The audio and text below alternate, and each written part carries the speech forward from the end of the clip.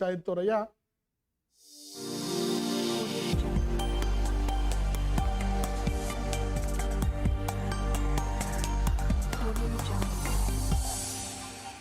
Amén. Vamos a orar y luego así tenemos la lectura bíblica.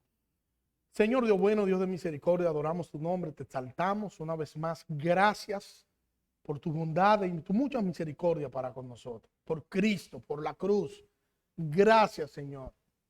Gracias porque tú, Señor, nos diste dones por medio de Cristo. Cristo venció, Cristo exhibió su trofeo y Cristo dio dones a la iglesia. Y te agradecemos, Señor, por tu palabra. Te pido que tu palabra inerrante, tu palabra toda suficiente, Señor, obre en nuestras vidas, Señor, quebrante nuestros corazones y nos lleve, Señor, a hacer los ajustes que tenemos que hacer para nosotros glorificarte y exaltarte, Señor, por medio de un vivir digno conforme, Señor, a tu voluntad y conforme a tu misericordia. En el nombre de Jesús. Amén. Vamos a leer en la carta a los Efesios, capítulo 4, desde el versículo 11, vamos a leer hasta el 16 para que tengamos todo el contexto, aunque solo estaremos viendo el versículo 11, pero vamos a leer hasta el 16 completo. Lo bueno de uno predicar por serie y de predicar una serie de un libro es que hay textos que uno regularmente no usaría para una predicación temática y que como uno está predicando por serie, tiene que enfrentarse a esos textos y tiene que predicarlos si uno quiere ser responsable con el tema de las escrituras.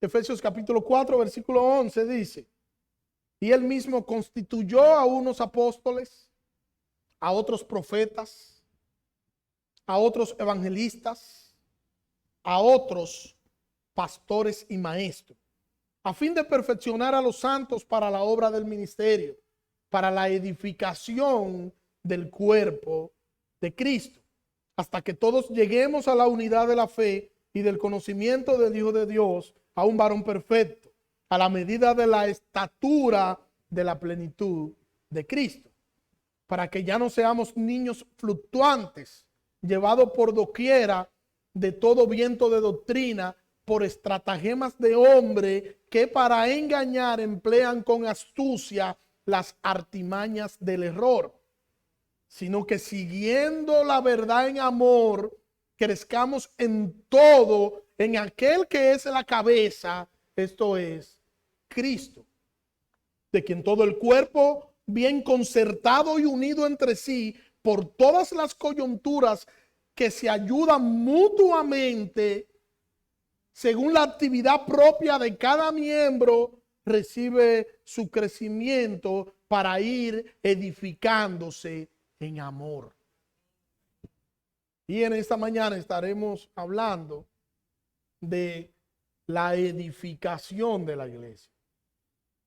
La edificación de la iglesia. Y ahora en este tramo que nosotros entramos de este capítulo 4, versículo 11, Pablo nos quiere enfatizar el hecho de que Cristo ha dado los dones a los creyentes, o sea, Cristo ha dado esa capacidad mutua, esa labor, nos ha capacitado para una labor mutua el uno para con el otro, para que así la iglesia pueda edificarse. Cristo ganó el derecho de dar dones a su iglesia. Ya el apóstol Pablo nos dijo, Cristo lo llenó todo y Cristo dio dones a la iglesia para que la iglesia esté capacitada en esas labores propias de lo que es la edificación mutua.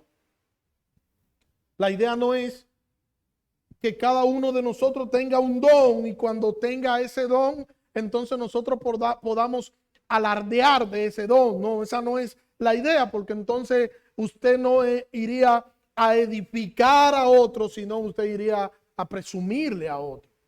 Y el que presume de un don que tiene, no sabe ni quién le dio el don, ni sabe por qué tiene el don, ni sabe para qué tiene el don. El que tiene un don no es más que un servidor, es alguien que debe estar al servicio de los demás. No es alguien que por tener o por poseer un don es superior a los demás. No somos superiores. Tú no eres superior a nadie porque tú tengas tal o cual don. Tú tampoco eres mayor a nadie porque tú tengas tal o cual don. Es simplemente que tú estás colocado como una pieza de la iglesia por Cristo y para Cristo, con la única razón de que el cuerpo de Cristo, la iglesia de Cristo, pueda ser edificada por medio de eso que el Señor te ha dado a ti como herramienta. Servir, y nosotros servimos con algo que no es propio de nosotros. Es una herramienta que nos han dado a nosotros, porque los dones no son habilidades naturales de nosotros, no, los dones lo ha dado el Señor. Y en ese dar a cada uno los dones que nosotros tenemos con una finalidad y con un fin. Y ya he dicho en otras ocasiones que por lo menos el creyente que menos tiene, por lo menos tiene un don. Y esta es una herramienta, reitero, que nosotros tenemos para nosotros servir al Señor en la iglesia para la gloria de su nombre. Pero a veces como que no lo entendemos. Y a veces como que no sabemos para qué son los dones. Para qué nosotros debemos utilizar lo que el Señor nos ha dado a nosotros. Y yo recuerdo, no sé si le he dicho esto otra vez, pero yo recuerdo a un hermano en la iglesia donde yo hice profesión de fe. Yo tenía como, creo que un año tenía de convertido. Y este señor era un señor mayor. A mí me pusieron al frente de los jóvenes y se me ocurrió poner a predicar a todos los jóvenes. Imagínense. El miedo escénico y lo corticas que eran esas predicaciones, porque eran muchachos, adolescentes y jóvenes que no tenían esa gran experiencia en las escrituras. Yo tampoco. Pero este hermano que le digo, yo recuerdo que cada vez que pasaba, semana tras semana, pasaba uno de estos jóvenes a predicar, él decía, voceado en el culto. Imagínense el culto aquí, y él se sentaba en la parte de atrás, y mientras iba pasando el que iba a predicar, y en el transcurso de lo que estaba predicando, él siempre decía, eso no sabe predicar, eso sabe menos que yo. Yo predico mejor que él, porque yo sí tengo el don para predicar. Y esa frase la repetía en la noche 2 y 3 veces. Cada sábado era una tortura escucharlo a él con esas mismas palabras. Yo recuerdo un sábado que él no asistió y estábamos como contentos. Gloria a Dios, no lo vamos a escuchar hoy.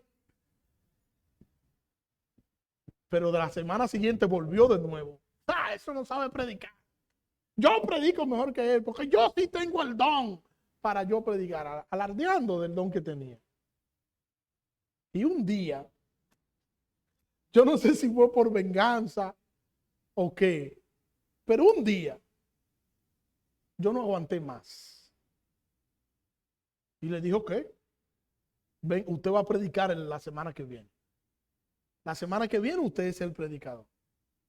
La semana llegó, el día del predicar, él llegó, se dio todo el servicio y al final yo lo presenté, fulano de tal, venga, él se paró como todo un guardia, pasó al frente, tomó el micrófono, cogió el micrófono, tomó el micrófono en la mano y comenzó.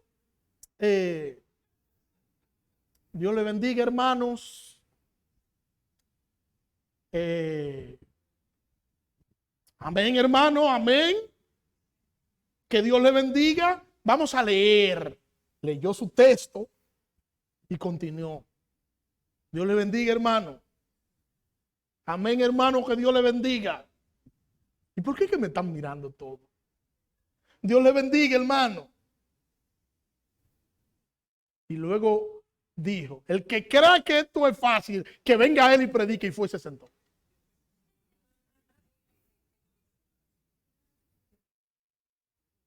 Oh, dejó el micrófono en el podio y fue y se sentó. Porque él estaba confiado en que él lo iba a hacer mejor que todos esos muchachos que eran nuevos que estaban ahí. Y en vez de él querer o tener la intención de ayudar al que él entendía que no sabía más que él, estaba de arrogante, presumiendo lo que él mismo no era. Y algunas veces, lamentable, hoy nosotros seguimos con esa práctica. Decimos así, pero no como este hombre. Nosotros algunos decimos, yo lo que hago lo hago para el Señor. Yo no soy como Wilfredo. Yo no soy como Martín. No. Yo lo que hago lo hago para el Señor. Y si no lo hago para el Señor, y si no lo hago bien, porque Martín lo hizo así, le salió mal porque es que Martín no tiene eso. Ahora pónganme a mí a hacerlo para que ustedes vean cómo que se hacen las cosas. Y eso es orgullo. Y eso es querer vendernos nosotros como si nosotros somos los mejores y no lo somos. Olvidamos que en el culto público la dinámica de lo que se da aquí y todo lo que se hace aquí se hace para el Señor, y el fin de todo lo que nosotros hacemos en nuestro culto público es la gloria y la exaltación de nuestro Salvador. No hay otra. El asunto no es que yo pueda venir aquí a hacer un despliegue de conocimiento. Eso no tiene sentido. Aquí la razón de ser de las canciones, de las oraciones y de la predicación es la gloria de nuestro Salvador. Y si no cumple con eso, entonces no tiene sentido nada de lo que nosotros hagamos.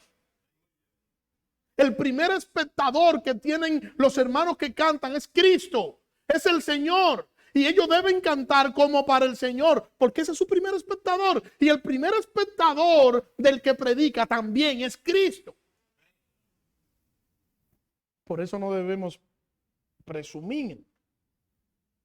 Y si usted entiende que algo usted sabe más que alguien que lo está haciendo mal, entonces acérquese y enséñele. Que es lo mejor que puede hacer. Nosotros debemos usar nuestros dones y nosotros debemos usar nuestros talentos para la edificación de la iglesia. Para la edificación de la iglesia. No tenemos razones para nosotros ser arrogantes o para nosotros presumir de lo que nos han dado, porque no es algo ni siquiera nuestro, es que el Señor nos lo ha dado a nosotros con ese fin. Y si yo con mi don yo no edifico a mi hermano, si mi don no sirve para yo edificar a la iglesia, entonces mi don no sirve para nada, porque me lo dieron con un fin y con una determinación marcada, y es que la iglesia, en este caso, no la iglesia universal, sino la iglesia local, pueda ser edificada con el don que Dios me ha dado a mí. El Señor colocó un orden en la iglesia local, y ese orden de la iglesia local yo debo respetarlo. Mis dones no están por encima de los dones de los demás. No hay dones que están por encima de otros, sino que cada quien tiene una función específica de acuerdo al don, de acuerdo al ministerio que el Señor le ha dado, y tiene una tarea distinta que hacer dentro de la iglesia local. Y yo no estoy por encima de nadie, usted no está por encima de nadie, ni apelando a sus dones. Yo no puedo irrespetar a alguien simplemente apelando a mis dones o a mis talentos o apelando a la parte ministerial. porque hay alguien quien está por encima.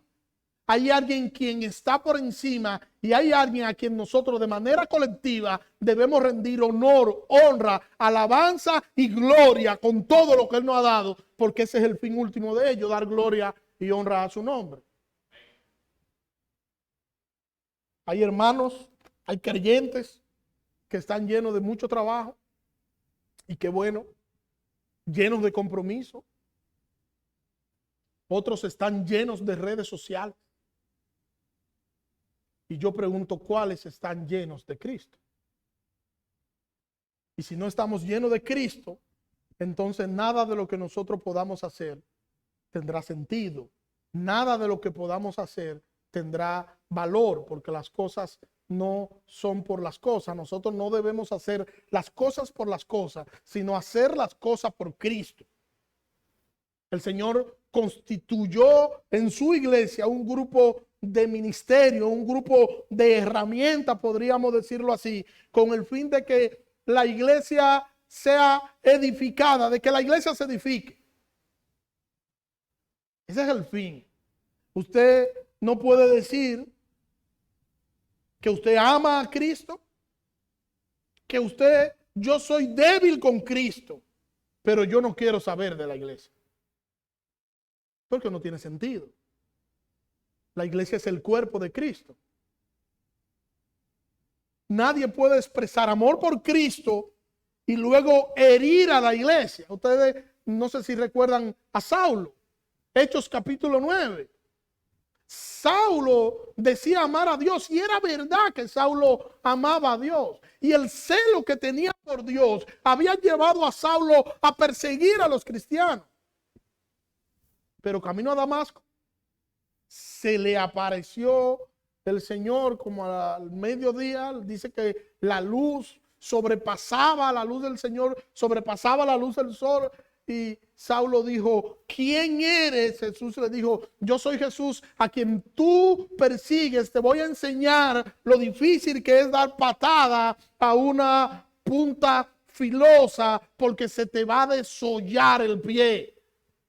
Le dijo, dura cosa te dar cosas contra el aguijón. Y el aguijón era una lanza romana filosa. Saulo, sin saberlo, estaba persiguiendo a Cristo. Sin saberlo, se había levantado contra Dios mismo y creía que estaba obrando bien. Y nosotros debemos tener mucho cuidado, no sea que a nosotros nos pase igual que a Saulo, no sea que por nosotros creernos que somos muy espirituales, terminemos persiguiendo y terminemos maltratando a la iglesia de Cristo. No sea que por nosotros ser legalistas, nosotros terminemos con nosotros maltratar a un creyente débil y no ayudarlo a que pueda crecer en la fe. Nosotros somos quienes estamos llamados a mostrar el amor de Dios a esos hermanos, a los más débiles, a todos. Nosotros estamos llamados a mostrar ese amor de Dios por nuestros hermanos. Somos nosotros. Y tenemos que hacerlo por nuestros hermanos y tenemos que hacerlo por nosotros, para que cuando a mi hermano le toque amonestarme a mí, lo haga utilizando el mismo amor que yo utilicé con él.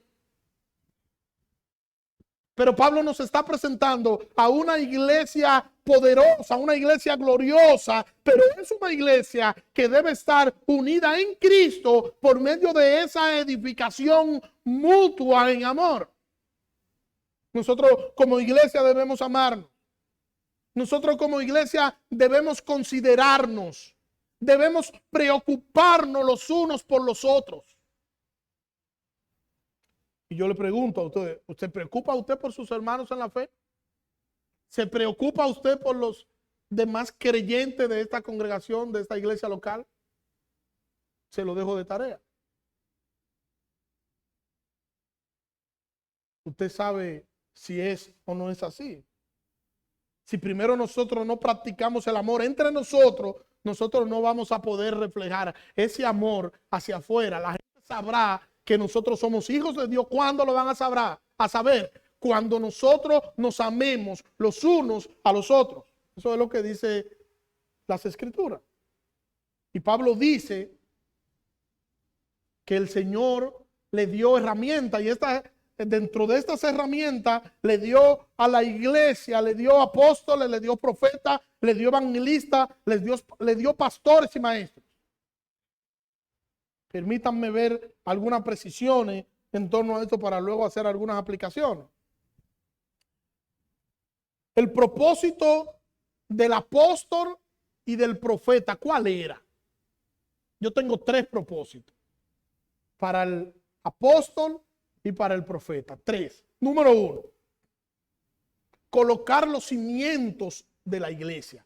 Efesios capítulo 2, versículo 19.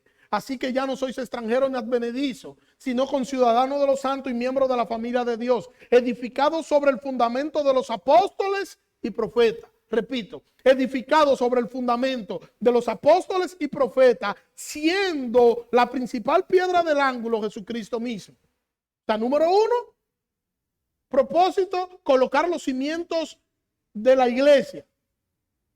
Número dos, declarar la verdad del evangelio. ¿Por qué declarar la verdad del evangelio? Efesios capítulo 3, versículo 1, dice allí el apóstol Pablo: por esta causa yo, Pablo, prisionero de Cristo Jesús, por vosotros los gentiles, si es que habéis oído de la administración de la gracia de Dios que me fue dada para con vosotros, que por revelación me fue declarado el misterio, como antes lo es escrito brevemente, leyendo lo cual podéis entender cuál es mi conocimiento en el misterio de Cristo, misterio que en otras generaciones no se dio a conocer a los hijos de los hombres, como ahora es revelado a sus santos apóstoles y profetas. Bien. Y número 3, confirmar la palabra mediante señales y milagros. Mire cómo dice la segunda carta a los Corintios, capítulo 12, versículo 11. Dice: me he hecho un necio al gloriarme, vosotros me obligasteis a ello, pues yo debía ser alabado por vosotros, porque nada he sido menos que aquellos grandes apóstoles, aunque nada soy.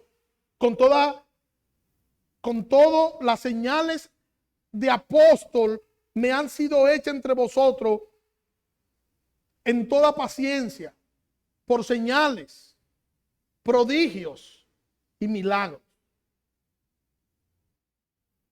Los apóstoles, dentro del trabajo apostólico que ellos iban a hacer, era seguido con señales, prodigios y milagros, y ellos estaban encargados de parte del Señor de crear el fundamento, o crear los cimientos, más bien, los cimientos de la iglesia, y Dios es quien les revela a ellos entonces la palabra. Ellos tienen la palabra revelada, y entonces ahora nosotros estamos fundados, estamos encima de lo que es el fundamento de los apóstoles. Hoy no deberíamos tener apóstoles. Hoy no deberíamos tener tampoco ni siquiera ministerio profético. En el Nuevo Testamento, nosotros tenemos don de profecía, eso sí, pero no ministerio profético.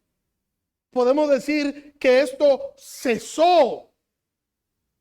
Yo no sé si Héctor recuerda, Héctor allá atrás, no sé Héctor si tú recuerdas, que cuando nosotros íbamos a levantar la iglesia en La Caleta, nosotros fuimos a recorrer toda la zona.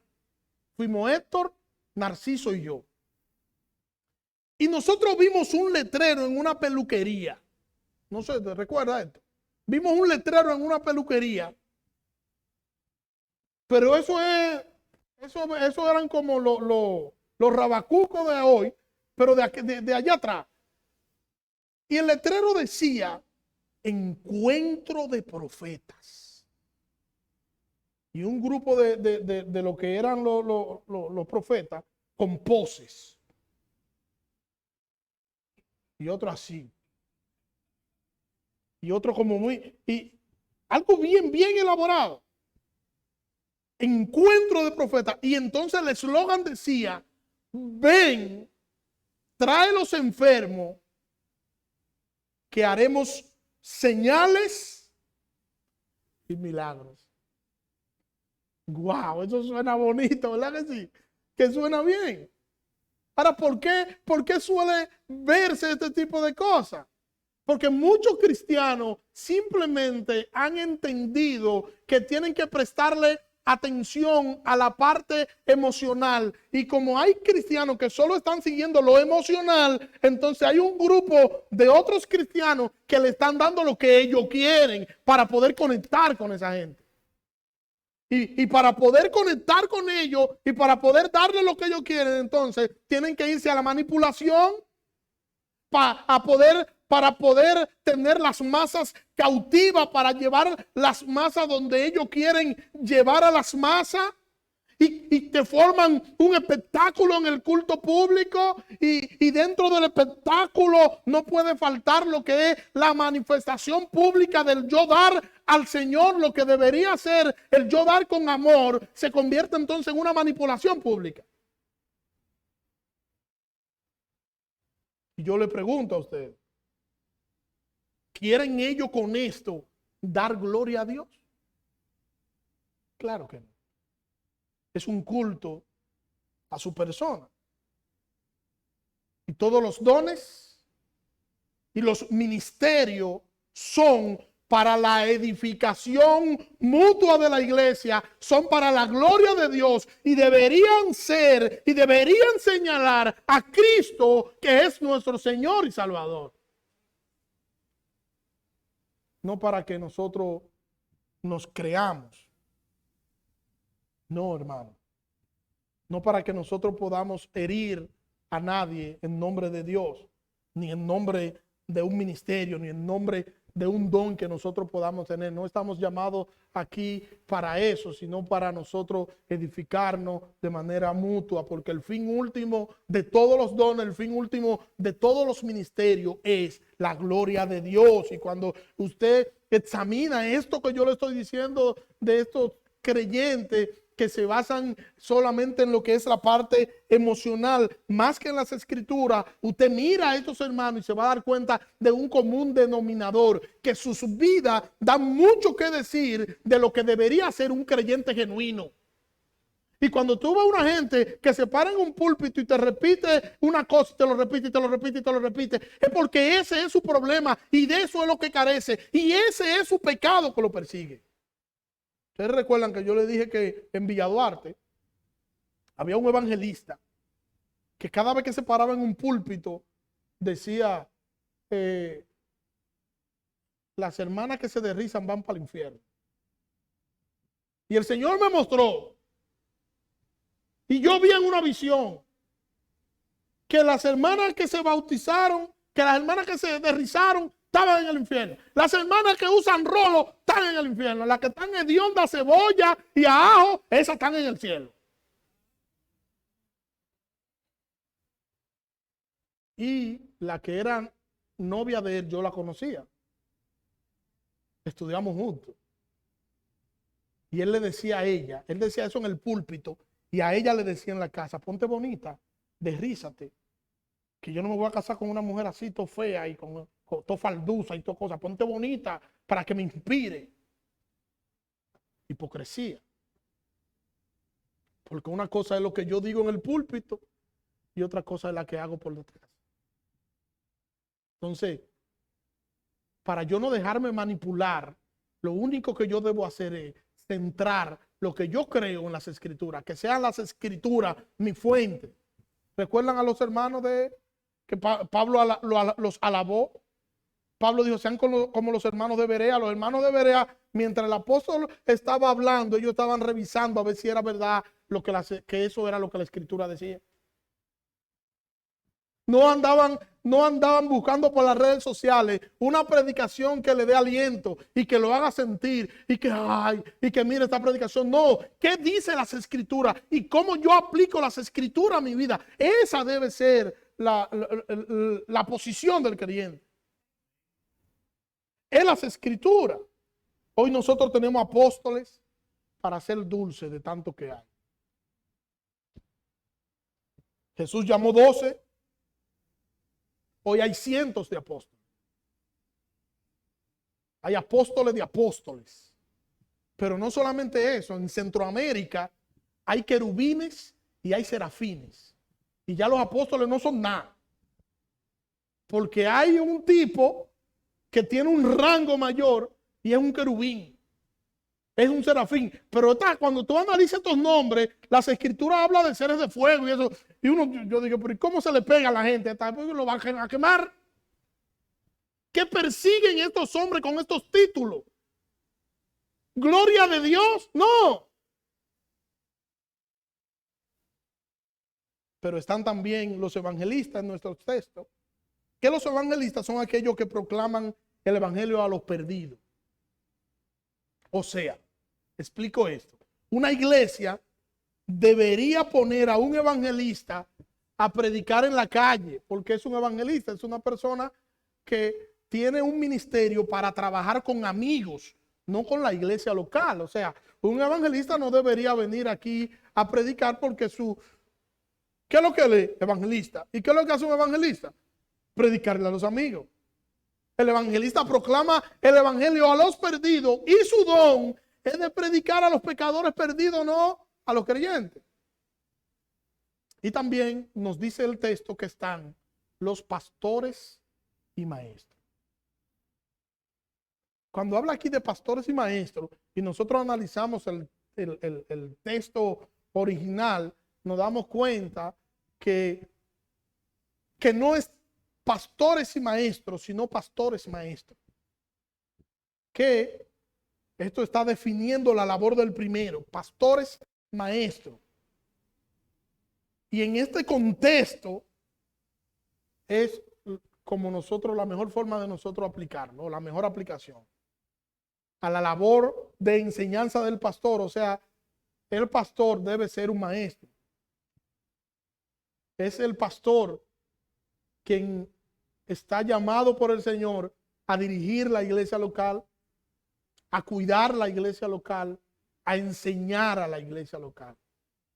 Al pastor Dios lo colocó al frente de la iglesia local como administrador de la iglesia local, no como una figura decorativa. No, la iglesia entonces debe respetar a su pastor y debería considerarlo como lo que es. Y yo le decía a alguien hablando sobre el ministerio pastoral, yo le decía, el lunes es el día más difícil de los pastores.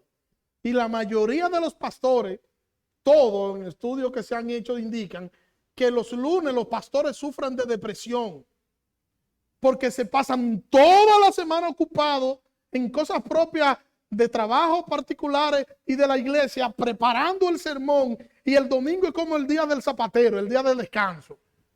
Para entonces el martes continuar con su labor hermenéutica de preparar y volver a preparar sermones. Martín me puede corregir si no es así. El lunes es conocido como el día de depresión de los pastores.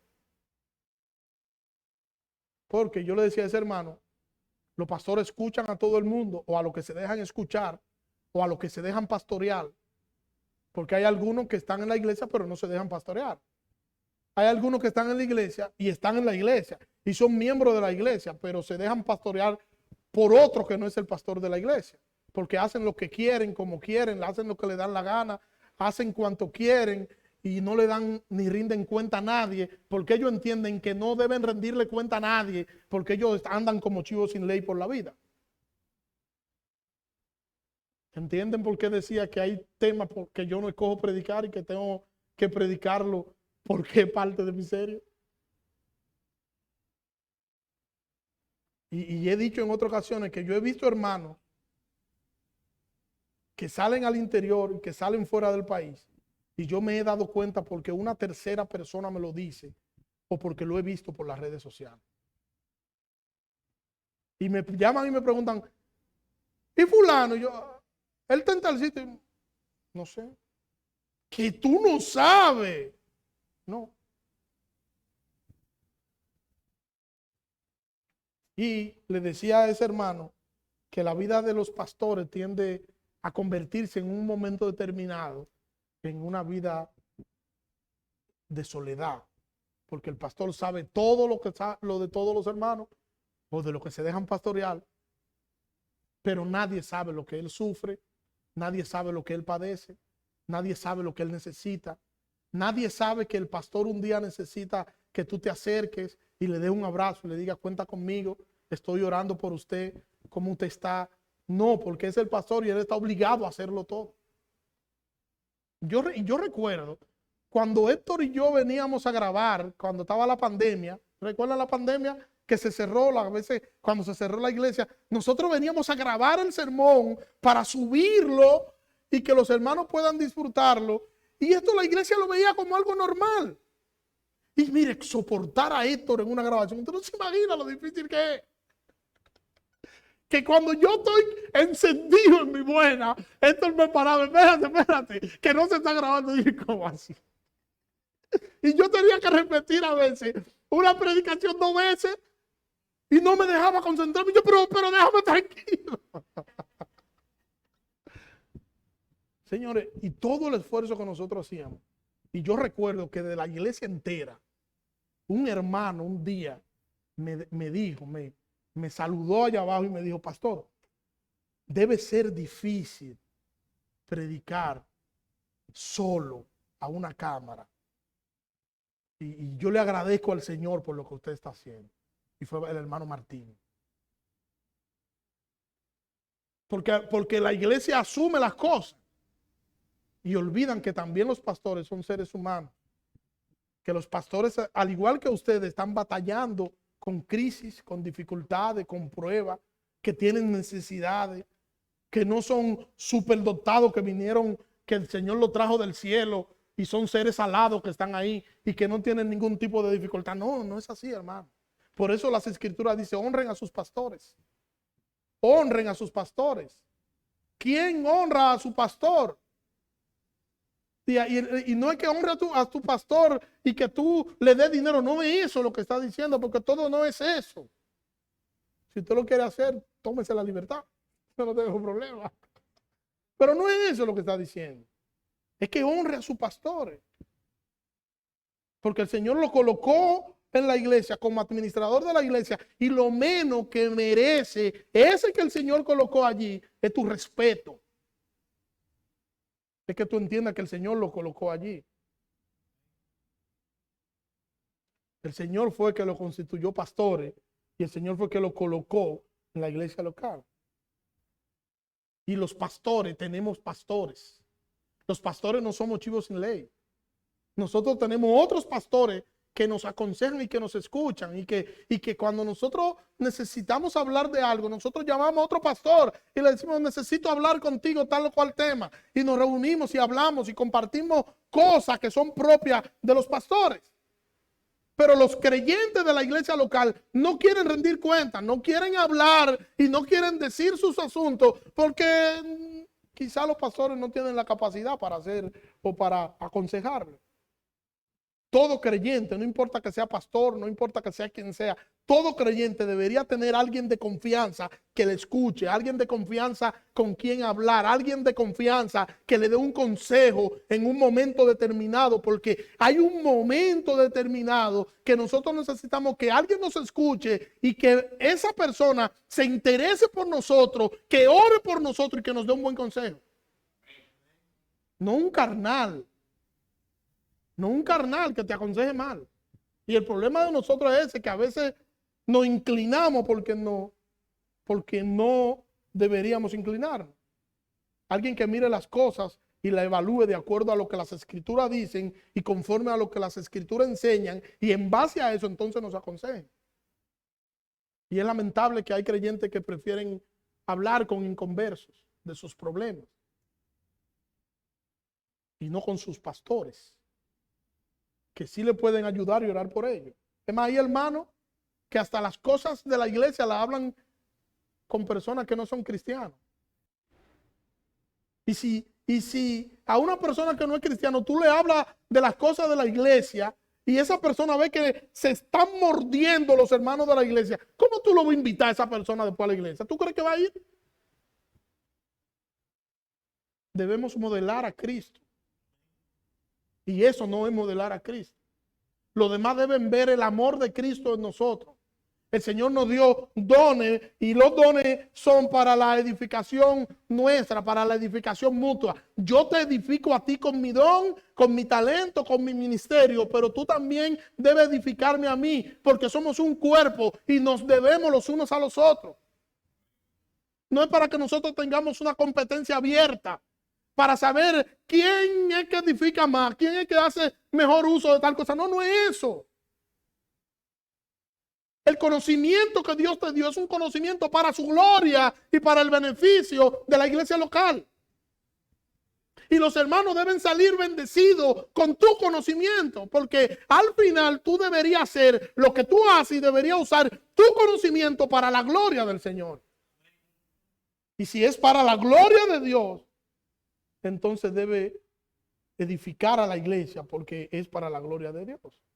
Hermanos, debemos amarnos y debemos mostrar el amor de Cristo entre nosotros. Nosotros somos una iglesia pequeña y como iglesia pequeña nosotros no podemos estar tan despersonalizados que cada quien anda por su lado. No, hermano, nosotros deberíamos estar más unidos, deberíamos ser un cordón más unido, más fuerte, deberíamos estar más cerca, somos pocos. Yo me paro aquí y yo le puedo decir quién faltó hoy, porque somos pocos. Y eso de ser poco nos da la ventaja de nosotros poder hasta visitarnos y poder compartir, porque no somos tantos. Si usted sirve en la iglesia con sus dones y sus ministerios, con sus dones y sus talentos, usted debe servir, no porque usted es superior porque está sirviendo, porque el que sirve no es el que es superior. Entre nosotros, el Señor sí dice que el que quiera ser grande, ¿qué tiene que ser? El que sirve. Tú quieres ser grande en el reino de los cielos, bueno, tú debes servir. Y si a ti te dieron un don, a ti te dieron un ministerio, a ti te dieron un talento, pues sirve para que sea grande en el reino de los cielos. Aquí eres un pordiosero, pero en el reino de los cielos será grande. Porque nuestro trabajo es servirle al cuerpo de Cristo. Todos los miembros del cuerpo de Cristo, que es la iglesia, deben beneficiarse con mis dones y con mis talentos. Y si usted está en el contexto de una iglesia local, en el cuerpo de creyentes de una iglesia local, el Señor nos colocó allí con un fin, el Señor nos colocó allí con un propósito, el Señor nos colocó allí para que nosotros nos edifiquemos de manera mutua. Y cuando alguien esté afligido, que nosotros podamos estar ahí aplicándole la palabra y dándole consuelo. Cuando nuestros hermanos se sientan mal, estén pasando por situaciones difíciles, que puedan contar con nuestras oraciones y que puedan contar con nuestro apoyo y que puedan ver de cerca que nosotros estamos ahí, que podemos orar juntos, que podemos tomarnos un café juntos, que podemos escucharlo y al final podemos compartir un texto bíblico juntos. Somos una familia, somos la familia de Dios, la familia de la fe, la familia del Mesías, pero tenemos que tratarnos como que somos una familia. Cuando un miembro del cuerpo esté dolido, todo el cuerpo debería dolerse con ese miembro. Nos dolemos nosotros con la necesidad de nuestros hermanos, se lo dejo de tarea. Que el Señor nos ayude a que nosotros podamos entender que nosotros no somos visitantes de esta iglesia. No somos visitantes, somos miembros de esta iglesia. Somos consiervos. Y lo que usted tiene, que el Señor le ha dado como herramienta para edificación, tiene que ser para el uso de la edificación de los demás miembros de esta iglesia, del cuerpo de Cristo. Que el Señor nos ayude a entender esto, a entender que la edificación de la iglesia comienza conmigo. Que te ayude a entender que la edificación de la iglesia comienza contigo. y que de afuera, cuando miren hacia nosotros, tienen que llegar a una conclusión. El amor de Dios está en él. Que el Señor nos ayude a hacer así. Oremos. Señor, te adoramos y te bendecimos. Gracias te damos, Señor, en esta mañana. Gracias por tu palabra, Señor. Ayúdanos, Señor, a nosotros aplicar tu palabra a nuestras vidas, a nosotros vivir, Señor, conforme a ella. Ayúdanos, Señor, a rumiarla, a meditarla, a analizarla, a pensarla, Señor. Y que el fin último de todo sea dar gloria y honra a tu nombre, Señor. En el nombre de Jesús. Amén. Dios le bendiga.